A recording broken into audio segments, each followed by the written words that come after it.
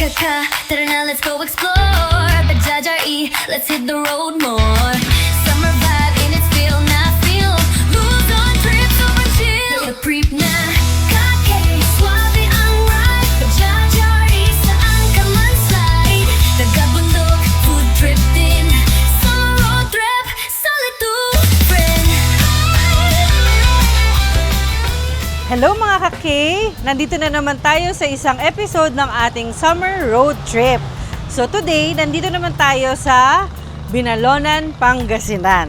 So silipin natin ano-ano ba ang meron dito sa loob ng K-Cervico Store, Binalonan. Ayan, so welcome sa Binalonan Store here in Pangasinan. And today, imi-meet natin ang store manager na si Sir Alan. Sige sir, pakilala po tayo. Yan, happy morning everyone. Ayan, ako po si Alan Pascua, store manager po ng K-Cervico Binalonan. At located po ang aming store dito po sa Resos Building, McKinley Street, Poblacion, Binalonan, Pangasinan. At makokontak ninyo kami sa aming cellphone number na 0998-961-4351. Ayan, located po ang aming store malapit po sa plaza or sa munisipyo po ng Binalonan. Ayan. So, very accessible ito, mga ka-K. Kapag nandito kayo sa McKinley Road, diba? So, malapit lang sa plaza, maraming mga establishments din na malapit. Kaya, punta na kayo dito at para makita ninyo kung ano yung mga offers namin dito. So, dahil nandito na rin lang tayo sa Binalonan Store, pakilala din natin sino ba yung mga members ng team na mag-a-assist sa kanila pag from the time na pumasok sila dito sa store. Kasi syempre, hindi lang naman si Sir Alan ang nandito. So, isa-isahin po natin. Hello po, magandang araw po sa ating lahat. Ako po si Joshua Posidio, sales coordinator po ng K-Cervico Binalonan. Kapag pumunta po kayo sa aming store, ako po yung unang sasalubong sa inyo para tatanungin kung anong mga kailangan. Ako po yung makakausap ninyo, kaya kung may time po kayo, punta na po kayo dito.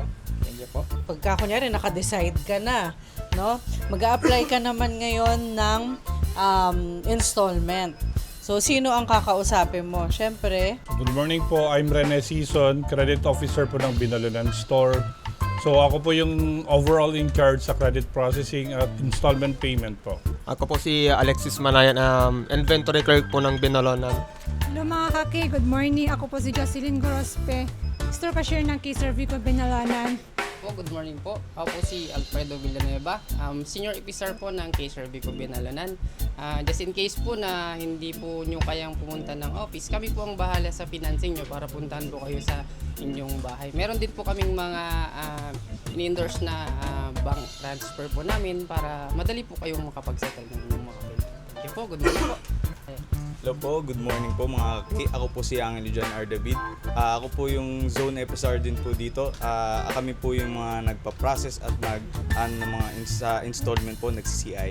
At kami rin po yung bahala sa mga payments ninyo kapag hindi po kayo makapunta at busy po kayo dito sa Binalonan Store po. kasi meron tayong ilang stores dito sa Pangasinan. 3 actually ang stores natin dito sa Pangasinan.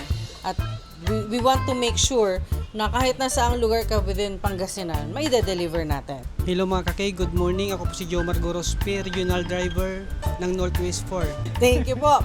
And of course, hindi ka na mag-aalala sa K-Cervico, di ba? Pag dito ka bumili dahil anytime na kailangan mo ng maintenance, ng mga routine check-ups, meron din tayong service mechanic. So both for motorcycle and RE. So kilalanin naman natin. Ano po, good morning po. Ako po si Nelson Flores, service mechanic po ng K-Cervico Binalonan. Kung may problema at kailangan nyo na po magpa-PMS ng inyong unit, punta lang po kayo dito sa store. Okay. Ayan. And mamaya po, meron pa tayong pupuntahan. Sasakay tayo sa Bajaj RE. Yung minention kanina ni Sir. So sasakay tayo sa facelift. I think yon, saka isa pang RE. So samahan nyo kami sa pagpunta natin sa Manawag. Sasakay po kami sa Bajaj RE and facelift. Okay? So anytime, punta lang po kayo dito sa K-Cervico Binalonan Store. Meron tayong motorcycle, may e-bikes, may cargo, may appliances, merong smartphones, laptops, at marami pang iba. So, see you soon and yun lang. Okay, bye! So yun na nga mga K, nandito tayo ngayon sa K-Cervico Binalonan. So tara, samahan niyo ako mamigay ng konting regalo galing kay Kayser. Tara.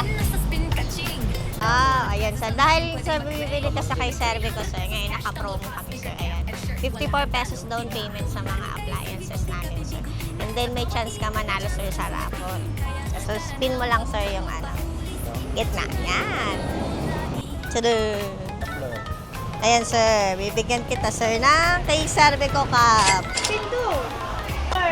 Ayan, nanalo si sir ng speaker. Pindutin mo lang mami yung gitna.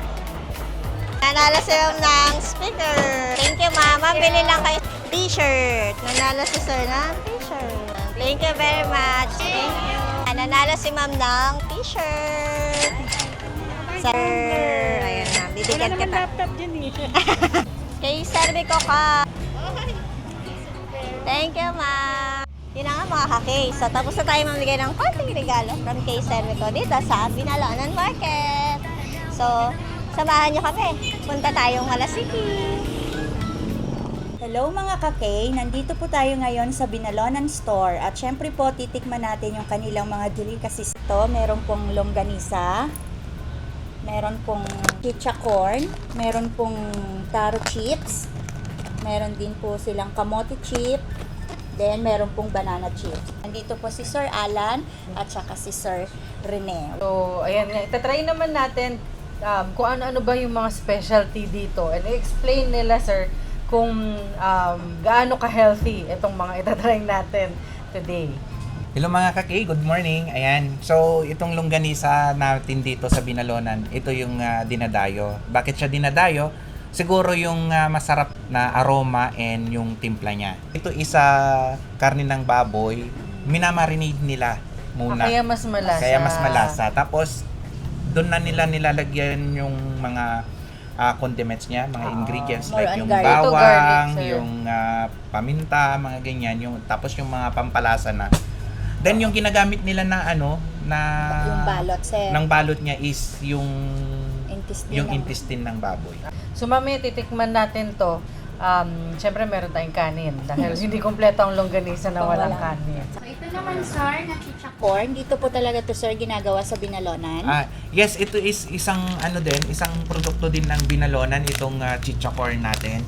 So located ito doon sa Moreno, Barangay Moreno ng Binalonan. Yun po yung isang produkto po na ginagamit po or ginagawa po ng mga taga Binalonan. So ito yung talagang product nila. Hindi lang chicha corn, meron din tayong taro chips. Ito po is yung gabi. Yan. Para very healthy, ano? Yeah. Tapos meron din po tayo yung sa kamote chips. Ayan, yung from kamote. I love kamote chips. Yan. And of course, hindi mawawala, ito yung pinaka-ano nila pinaka-special talaga natin, banana chips. Banana chips. So marami bang puno ng saging dito? Marami naman, ma'am. So doon ang gagaling. So locally talaga produced yung mga na to? Yes, ma'am. Yes, ma'am. So, kakain na po ba tayo, sir? Yes, ma'am. Para matikman po natin kung Ako dito ako sa banana chips. banana chips, ma'am. Dahil favorite ko po ang Ito po, kamote chip. Kamote chips. Sir, titignan natin, sir. Bago po tayo kakain ng kanin, longganisa. Pero yung banana po nila ay napakalaki. Ang sarap. Oo. Pwede resealable na rin siya, Yes. sir. Kaya napakaganda siya. Kung hindi mo siya mauubos in one kainan, ayan, may skill po natin siya. Okay, so tikman na daw natin ang longganisa. So, samahan niyo po kami na kumain. Sige, Sige, ako titikman ko muna to ng walang rice. Para natin. Matry natin ng ano ba ang lasa niya talaga. Sarap, ma'am. Oo. Hindi siya masyado maalat. Sakto yun. Sakto yung halo niya. Saka parang masarap din to, merong sukang maanghang. Sige po, so punta na kayo mga kaki dito sa ating Binalonan store. Ayan, so disclaimer lang po, hindi kasama ito pag nagpunta tayo dito, pero meron tayong special promo Meron pa rin po tayong K-Summer Deals and Prices until May 31 po. So mga ka-K, pwede pa po kayong humabol para pwede po kayong manalo ng trip to Bohol. Then meron pa po kaming motor, mga laptop, cellphone, at saka washing machine, at saka pwede pa rin po kayong dumalaw din dito sa K-Servico, mga pa-appliances man po, CITP products, e-bike, motorcycles, at saka Bajaj tri-wheeler po. Nandito lang po sa K-Servico, Binalonan. So, hanapin nyo lang po lagi si Sir Alan. Yan. Available po si Sir Alan lagi dito sa store. Yeah. And si Sir Rene. Si Sir Rene po, para po sa mga application po natin. Installment. Okay? Sige, mga kakay, kakain muna kami. Sana kayo din. Yun lang. Yun lang. Okay, bye! Ayan, mga kakay, nakasakay na naman tayo ng ating RE. So ngayon, papunta naman tayo sa the Minor Basilica of Our Lady of the Rosary of Manaoag, also known as the Church of Manaoag. So saan nga ba malapit ang Manaoag Church? Ang malapit po dito sa Manaoag is Lawak. Kasi from Binalonan, Lawak, Manaoag. Manaoag sa Nasinto, malapit din siya, going to Dagupan. Pag going to San Fabian ka naman, Manaoag, ayan yung mga malapit na mga bayan niya. Tapos Ordaneta, boundary din po siya. Pag doon ka mismo sa Ordaneta manggagaling, boundary din po siya ng Manaoag at saka sa Ordaneta. Yan yung mga malapit na lugar kung saan matatagpuan yung Minor Basilica of Manaoag. Ayan. Ayan, o diba? Kanina, store manager. Ngayon, tour guide naman natin si Sir papunta sa Kaya ni Sir. Yes. O, syempre, hindi naman kumpleto yung Pangasinan trip mo kung hindi ka magta-try ng tupig. Sir, saan pagawa ang tupig?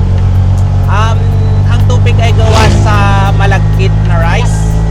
Glutinous rice na sinatawag nila. Ayan, so excited na tayong lahat na mag-try ng tupig. Kaya mamaya samahan nyo kami sa aming pag-try ng tubig.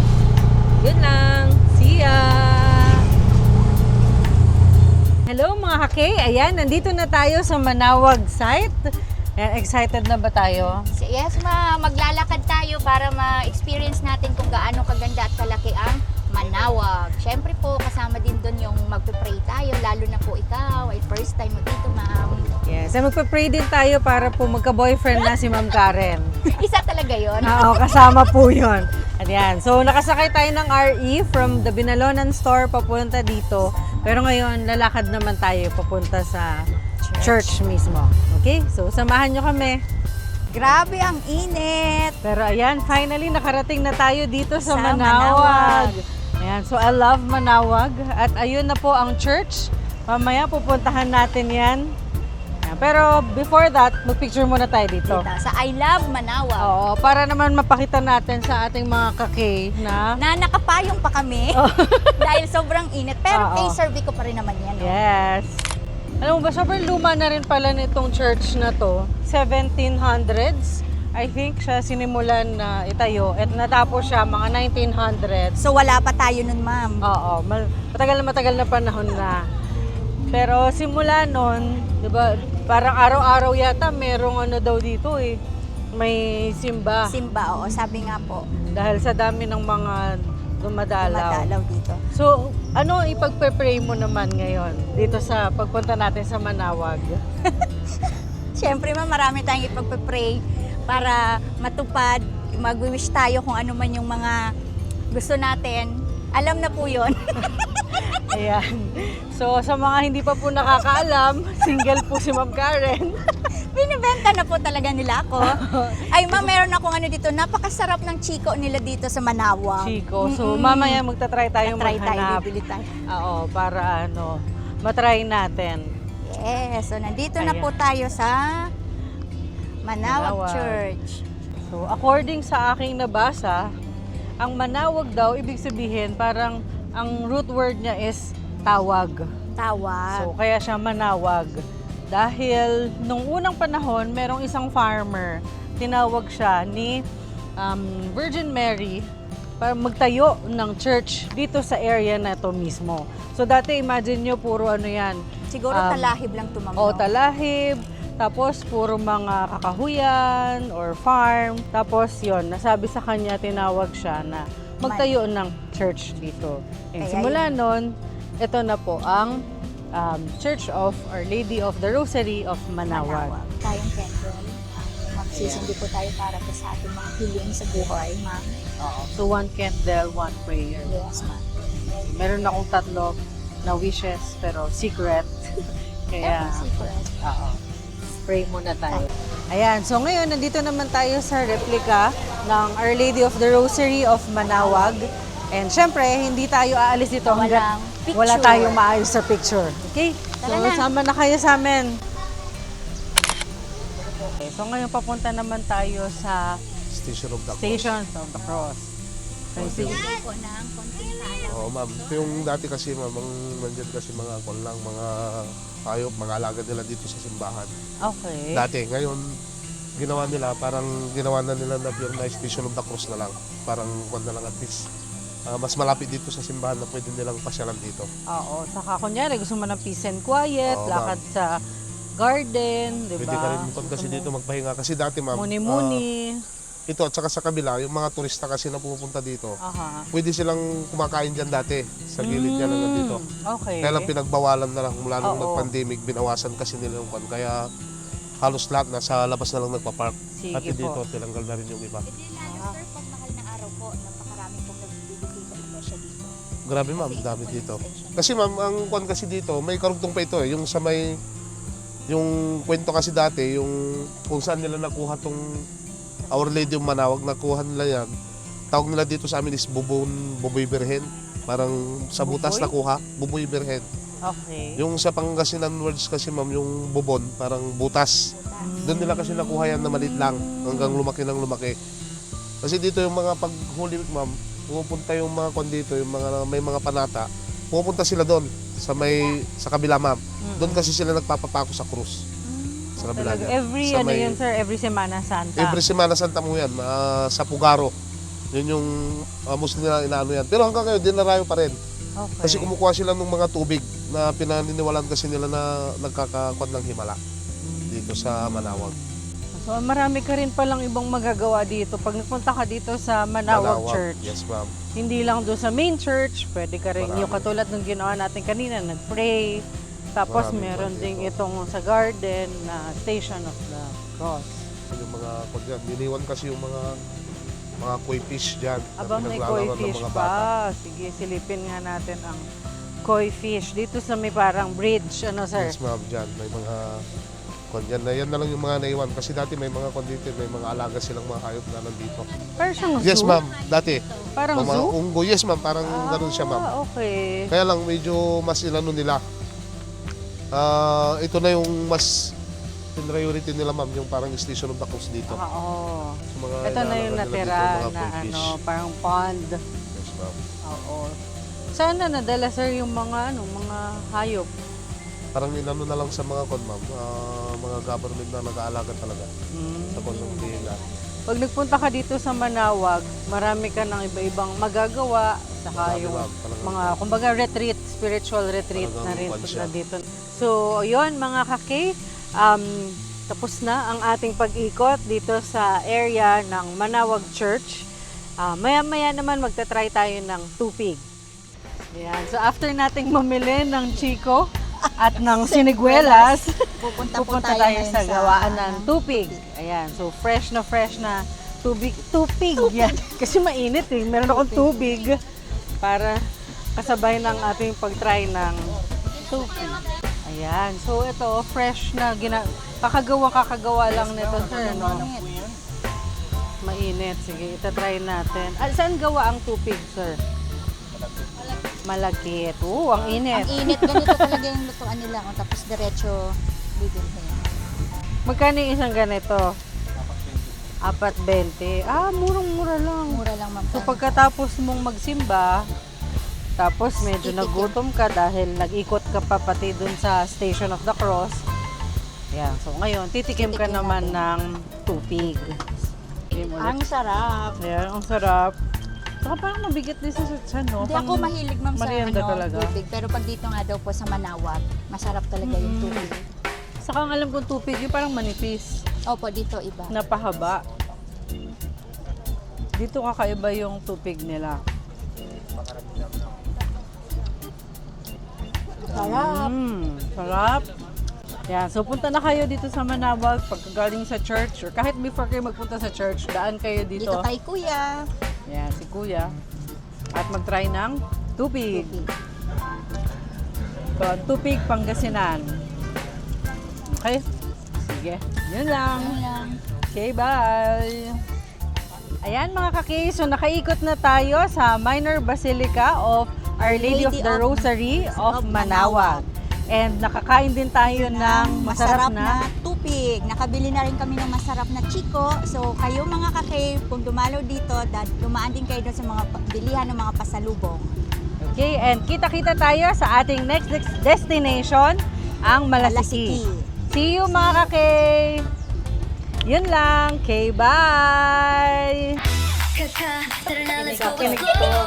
The Judge RE, let's hit the road more.